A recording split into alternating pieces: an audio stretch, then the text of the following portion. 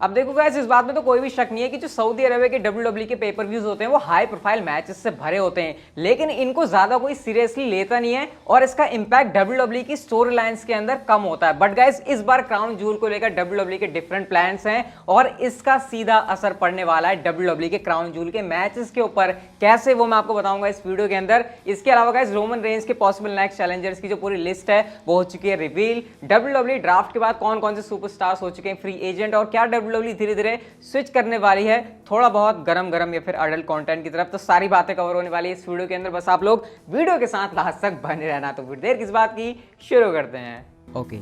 Hello chatters, my name is Rohit and you are watching Wrestle Chatter. सबसे पहले guys हम लोग बात कर लेते हैं WWE के थोड़ा बहुत पीजी से थोड़ा सा अडल्ट की और स्विच होने के ऊपर। अडल्ट तो नहीं बोल सकता, लेकिन ऐसे बोल सकता हूं कि थोड़ा बहुत एजी कंटेंट, जैसे कि हमको कभी कभी रोमन रेंज अपने प्रोमो के अंदर नहीं ऐसे वो मिशनरी वाली लाइन जो उन्होंने जॉन सीना के लिए बोली थी, वैसी कुछ चीजें क्या WWE अब ज्यादा करने वाली है अपने शोज के ऊपर। अब गाइस देखो, WWE ने इतना अपना वो जो है ना एक टारगेट बना लिया कि उनको 18 से 49 के अंदर जो ऑडियंस है उनको टारगेट करना है, यानी जिनकी एज 18 से 49 के बीच है। क्योंकि इससे फायदा ये होता है कि अगर इस वाले डेमो के अंदर आप ऑडियंस को टारगेट करते हो तो आपको अच्छे एडवर्टाइजमेंट मिलते हैं, और अच्छे एडवर्टाइजमेंट मिलते हैं तो इससे WWE का होता है फायदा। तो ये वाली जो स्ट्रेटजी है वो WWE ने NXT के लिए ऑलरेडी अप्लाई करना शुरू कर दिया है। अगर आपने देखा होगा तो रिसेंटली NXT का एक प्रोमो आया था भाई, जो बहुत ही ज्यादा अडल्ट टाइप का लग रहा था, पीजी जैसा तो बिल्कुल भी नहीं लग रहा था। इसके अलावा कैसे अगर हम बात करें रॉ की, तो यहां पर भी आप लोगों ने SHIT शिट जो वर्ड है उसका यूज होते हुए देखा।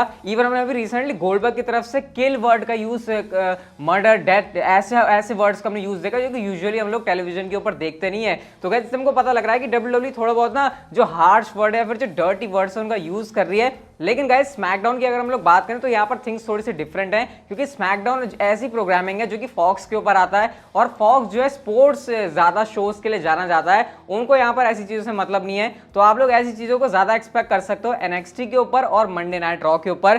थोड़ी बहुत ये चीजें आपको स्मैकडाउन के ऊपर कम देखने को मिलेंगी, लेकिन ओकेजनली जब रोमन रेंज जैसे सुपरस्टार की बात आएगी तो फिर ऐसी चीजें भी WWE करने से पीछे नहीं हटने वाली। यानी WWE अब समझ चुकी है कि भाई थोड़ा सा वो जो पीजी चल रहा था ना, उससे हमको थोड़ा सा हट के अब अपनी गाड़ी चलानी पड़ेगी, क्योंकि वैसी चीजें फैंस को देखने में अब ज्यादा मजा आ रहा है। तो शायद अब आपको यहाँ पर थोड़ी सी डिफरेंट तरीके से WWE की प्रोग्रामिंग देखने को मिल सकती है। हाँ, ये मत समझ लेना कि वो एटीट्यूड एरा आ रहा है या फिर वो पुराने वाले सीन, समझ रहे हो ना कैसे कैसे सीन वो वापस आ जाएंगे। लेकिन हाँ, आपको प्रोमोज के अंदर, वर्ड्स के अंदर या फिर थोड़ी बहुत ऐसी एजी वाली चीजें WWE के अंदर उनकी प्रोग्रामिंग के अंदर जरूर देखने को मिल सकते हो। मेरे ख्याल से थोड़ा बहुत होना भी चाहिए, उससे फैंस का जो इंटरेस्ट है, फिर वो जो एक कहते हैं ना वाव वाला मोमेंट है, फिर शॉक करने वाला मोमेंट, वो जरूर ऐड हो जाता है WWE की प्रोग्रामिंग के अंदर। अगली स्टोरी की तरफ गाइस हम लोग चलते हैं और बात करते हैं ब्रॉन स्ट्रोमैन के बारे में। थोड़ी सी कॉन्ट्रोवर्सी हो गई ब्रॉन स्ट्रोमैन के बारे में। तो रिसेंटली एक रिपोर्ट आती है ब्रॉन स्ट्रोमैन के बारे में जो कि ये बताती है कि WWE का कोई इंटरेस्ट नहीं है ब्रॉन स्ट्रोमैन को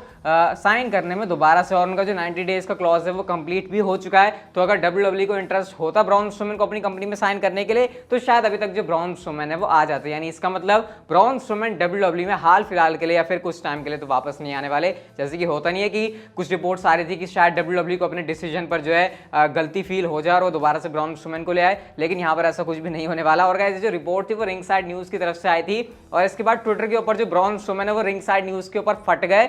उन्होंने यहाँ पर ऐसे बता दिया कि भाई कि ये जो रिंग साइड न्यूज है ये हमेशा जो है फेक न्यूज फैलाता है, ऐसी यहाँ पर कोई भी बात नहीं है, और इस सोर्स के ऊपर अगर तुम यकीन ना करो तो वही चीजें तुम्हारे लिए बेटर रहेंगी। जिसके बाद बहुत सारे इनके बीच एक्सचेंजेस चलते हैं, लेकिन कुल मिला के यहाँ पर अभी ये भी नहीं पता कि किसके ऊपर ज्यादा बिलीव करना चाहिए, क्योंकि रिंग साइड न्यूज में आपको बता देता हूँ कि ऐसा सोर्स रहा है जिसकी तरफ से पास में काफी सही न्यूज भी आई है, काफी मिक्स भी आई है, काफी गलत भी आई है। लेकिन हाँ, ऑब्वियसली ब्रॉन स्ट्रोमैन को ये बात सुन के बिल्कुल भी अच्छा नहीं लगेगा कि WWE उनमें इंटरेस्टेड नहीं है दोबारा से उनको साइन करने के लिए, तो उनको यहाँ पर गुस्सा होना भी लाजमी बनता है। लेकिन फिलहाल के लिए अभी ब्रॉन स्ट्रोमैन WWE में वापस नहीं आ रहे, और शायद देखकर ऐसा लग रहा है कि वो किसी दूसरे प्रमोशन में आ सकते हैं। तो फिलहाल यहाँ पर कुछ एक कॉन्ट्रोवर्शियल चीज हुई थी जो कि मुझे लगा आपके साथ शेयर जरूर करनी चाहिए। अगली स्टोरी की तरफ गाइस हम लोग चलते हैं और बात करते हैं रोमन रेंज के पॉसिबल नेक्स्ट चैलेंजर्स के बारे में। अभी फिलहाल तो आपको पता है क्राउन जूल में उनका ब्रॉक लेसनर के साथ होने वाला है यूनिवर्सल चैंपियनशिप के लिए बड़ा मैच। लेकिन अगर किसी तरीके से रोमन रेंज अपनी यूनिवर्सल चैंपियनशिप को डिफेंड कर लेते हैं तो गाइस जे मेडजर ने यहां पर बताया कि किस तरीके से स्मैकडाउन के ऊपर ज्यादा स्टार पावर है नहीं रोमन रेंज के सामने अगर बात हो उनके नेक्स्ट चैलेंजर्स के लिए। नाम यहां पर आता है सिर्फ और सिर्फ एक, और वो है ड्रू मैकिंटायर का। इसके अलावा अगर WWE किसी सुपरस्टार को मिड कार्ड स्टेटस से ऊपर उठाकर ना लाए तो यहाँ पर ज्यादा कुछ अपोनेंट्स बचते नहीं है रोमन रेंज के लिए। यहाँ पर उन्होंने कुछ और नाम की बात करी, जैसे कि शेमस जो कि आपको पता है स्मैकडाउन के ऊपर आ चुके हैं, हैप्पी कॉर्बिन की उन्होंने बात करी जिनको शायद WWE एक बड़ा पुश कर सकती है। इसके अलावा उन्होंने नाकामोरा की बात करी, और हाँ एक बड़ा नाम जिसको कि डेफिनेटली मैं भी देखना चाहूंगा, आप लोग भी देखना चाहोगे, और ये एक बहुत तगड़ी फ्यूड हो सकती है WWE के अंदर, Roman Reigns versus Jeff Hardy. और विलो वाले कैरेक्टर के साथ आ गए तो भाई फिर तो अलग ही सीन बन जाएगा। तो ये यहाँ पर कुछ पॉसिबल नेक्स्ट चैलेंजर्स हो सकते हैं रोमन रेंज के लिए, उनकी यूनिवर्सल चैंपियनशिप के लिए, बट वो तभी होगा अगर वो क्राउन जूल के अंदर सक्सेसफुली इस चैंपियनशिप को डिफेंड कर लेते हैं। तो फिलहाल ये कुछ रोमन रेंज के लिए लिस्ट सामने निकल कर आ रही है उनके पॉसिबल चैलेंजर्स को की। अभी देखते हैं क्या होता है रोमन रेंज के लिए नेक्स्ट आगे, लेकिन हाँ चैंपियनशिप अगर लुट भी जाते हैं तो डेफिनेटली फिर भी मैं देखना चाहूंगा रोमन रेंज के लिए स्पेशली जेफ हार्डी के साथ उनका मैच, क्योंकि जेफ हार्डी रोमन रेंज बिल्कुल एक फ्रेश फ्यूड होगी। जेफ हार्डी अगर बेबी फेस वाले गिमिक के अंदर भी उनको तगड़ा पुश करके मिन इवेंट लेवल पर लेकर जाते हैं तो मेरे ख्याल से स्टिल वो रोमन रेंज के साथ एक बहुत ही तगड़ी नेक्स्ट लेवल की फ्यूड डिलीवर कर सकते हैं। अगली स्टोरी की तरफ गाइस हम लोग चलते हैं, और आपको पता है ड्राफ्ट पूरी तरीके से खत्म हो चुका है। सारे सुपरस्टार जिनको रॉ में जाना था, जिनको स्मैकडाउन में जाना था, वो सारे हमारे सामने आ चुके हैं। अब गाइस यहाँ पर जो फ्री एजेंट है उनकी भी पूरी लिस्ट जो है वो हमारे सामने आ चुकी है। यहाँ पर कुछ नाम आप फ्री एजेंट भी कह सकते हो, फिर कुछ ऐसे नाम भी कह सकते हो जो कि किसी ब्रांड के ऊपर ड्राफ्ट नहीं हुए, हो सकता है सिंपली जिस टाइम पर ये वापस आए इनको किसी ब्रांड के ऊपर डाला जा सके। लेकिन मैं आपको नाम बता देता हूं, बेली, Asuka, Eva Marie, Elias, Gran Metalik, Lacey Evans, Lince Dorado, Shane McMahon, Shane Thorn, Titus O'Neil, ये कुछ ऐसे नाम है जिनको किसी भी ब्रांड के ऊपर नहीं रखा गया है। इसके अलावा यहाँ पर John Cena, the Undertaker and John Cena, ये कुछ वो नाम है जिनको आप फ्री एजेंट की लिस्ट में डाल सकते हो, यानी ये वो नाम है जो कि किसी भी ब्रांड के ऊपर ड्राफ्ट नहीं हुए हैं। तो ये सारी वो लिस्ट है। अब मैं ये तो नहीं कहूंगा कि ईवा मरी कोई फ्री एजेंट है, सिंपली आप ये कह सकते हो कि ईवा मरी को किसी ब्रांड ने सिलेक्ट नहीं किया। क्या ईवा मरी इतनी भी अच्छी नहीं है कि उनको किसी ब्रांड ने सिलेक्ट नहीं किया? हो सकता है टाइम आने पर उनको किसी ब्रांड के ऊपर ऐसे ही रख लें, मतलब सिंपली वो रॉ के ऊपर ही आ जाए, ऐसे यहाँ पर सीन हो सकता है उनके साथ। लेकिन हाँ जॉन सीना का स्टेटस भी यहाँ पर फ्री एजेंट का है, अंडरटेकर का भी यहाँ पर स्टेटस फ्री एजेंट का है। तो इस तरीके से जो स्टार्स हैं वो रहेंगे फ्री एजेंट, और मेरे ख्याल से जॉन सीना, ब्रॉक लेसनर, ये कुछ ऐसे नाम है जिनका फ्री एजेंट रखना चाहिए, क्योंकि जब भी इनकी किसी भी ब्रांड के ऊपर जरूरत पड़े रेटिंग्स को बढ़ाने के लिए तो शायद WWE के लिए फायदे का सौदा करवा सकते हैं।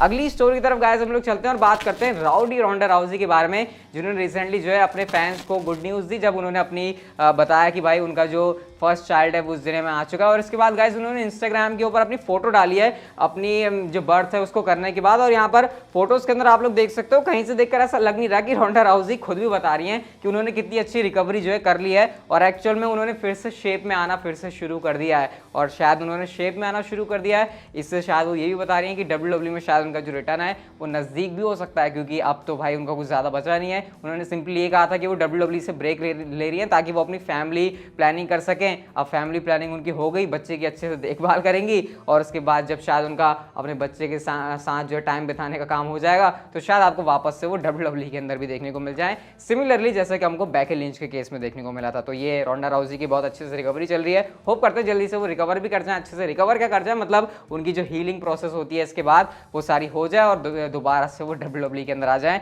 इस बार डिफरेंट वाले सीन के साथ। लेकिन हाँ पिछली बार जिस तरीके से फैंस उनको बू किया था, डेफिनेटली वो चीज या फिर वैसा तो नहीं चाहेंगे रोंडा राउजी इस बार फैंस उनके साथ करें।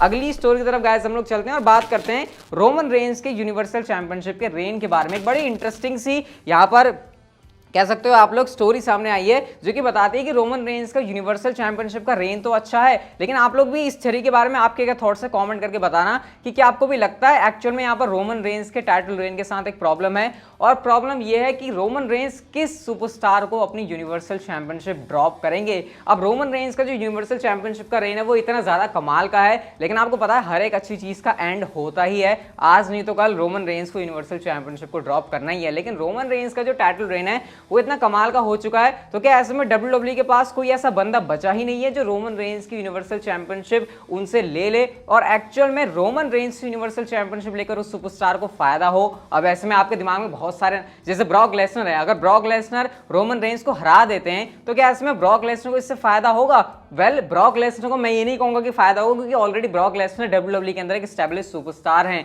हाँ एक बार को ये होगा कि वो एक बार फिर से यूनिवर्सल चैंपियन बन गए, लेकिन हम ये नहीं कह सकते ना कि ब्रॉक लेसनर ओवर हो गए, क्योंकि भाई ब्रॉक लेसनर तो वैसे ही एक बड़ा नाम है। लेकिन एक्चुअल में WWE के अंदर क्या आपको ऐसा सुपरस्टार नजर आता है जो कि रोमन रेंज को डीथ्रोन करे और वो बिलीवेबल लगे और एक्चुअल में उसको ये काम करके फायदा हो? तो ये एक प्रॉब्लम है जो कि रोमन रेंज को यूनिवर्सल चैंपियनशिप के रेन के साथ है, और ऐसा इसलिए है क्योंकि इस टाइम पर WWE सुपरस्टार्स बिल्ड नहीं कर रही जो कि रोमन रेंज को हराए भी और वो बिलीवेबल भी लगे कि एक्चुअल में रोमन रेंज को हरा सकता है, और रोमन रेंज को हराकर उसको यूनिवर्सल चैंपियनशिप जीतकर फायदा भी हो। तो देखते हैं क्या WWE उस टाइम तक वो सुपरस्टार को बिल्ड कर पाती है, और आपके हिसाब से वो सुपरस्टार होना कौन चाहिए जिसको रोमन रेंज को हराकर नया यूनिवर्सल चैंपियन बनना चाहिए। अब यहाँ पर कुछ लोग द रॉक का नाम ले सकते हैं, हाँ डेफिनेटली रॉक के साथ उनकी फ्यूड हो सकती है, लेकिन क्या रॉक रोमन रेंज को हराएंगे? मतलब पहले तो वो मैच ही लड़ ले वो बड़ी बात है, लेकिन हराना यहाँ पर उसका कोई सेंस यहाँ पर बनता नहीं है।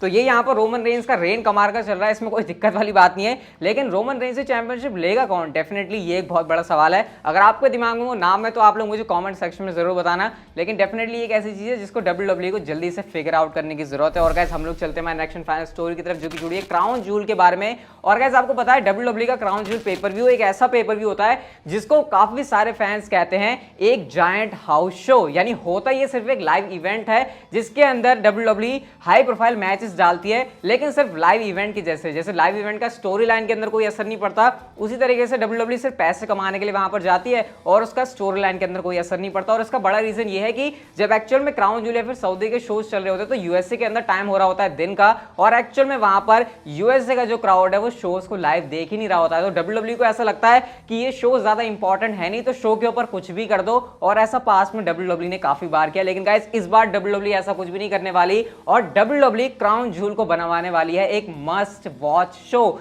यानी WWE शो के ऊपर करने वाली है कुछ ऐसी चीजें जिसका एक्चुअल में स्टोरी लाइन के ऊपर बहुत ही तगड़ा वाला असर पड़ने वाला है। समझ रहे हो? समझ रहे हो आप? समझ रहे हो ना? तो गाइस इससे आप लोग समझ सकते हो क्राउन जूल के अंदर जो मैचेस होने वाले हैं उसके अंदर डेफिनेटली जो आपको रिजल्ट्स है, जो आउटकम है, उसके अंदर कुछ ना कुछ तो कमाल का सीन देखने को मिलेगा जिसका मेजर स्टोरी लाइन के अंदर तगड़ा वाला इंपैक्ट पड़ने वाला है। अब मैं यहाँ पर ज्यादा डिटेल में जाना चाहूंगा, क्योंकि अगर डिटेल में जाएंगे तो फिर सारी परतें खोलनी पड़ेंगी, और वो सारी चीजें आप लोग जानती हो कि अगर WWE मेजर कुछ चीजें करना चाहती है तो मेजर चीजों से यहाँ पर WWE का मतलब क्या हो सकता है। तो भाई क्राउन जूल डेफिनेटली एक मस्ट वॉच एक पेपर व्यू बनने वाला है, और बहुत सारे लोग जो कहते हैं ना कि सऊदी के शोज जो है सिर्फ फिलर टाइप होते हैं, डेफिनेटली इस बार क्राउन जूल वैसा पेपर व्यू नहीं होने वाला। तो गाइस फिलहाल के लिए हमारे जो वीडियो थी वो ये तक की थी। अगर आपको अच्छी लगी तो आप लोग इसे कर सकते हो लाइक, चैनल को आप लोग कर लो सब्सक्राइब और नोटिफिकेशन बेल को on, and see you guys in my next video.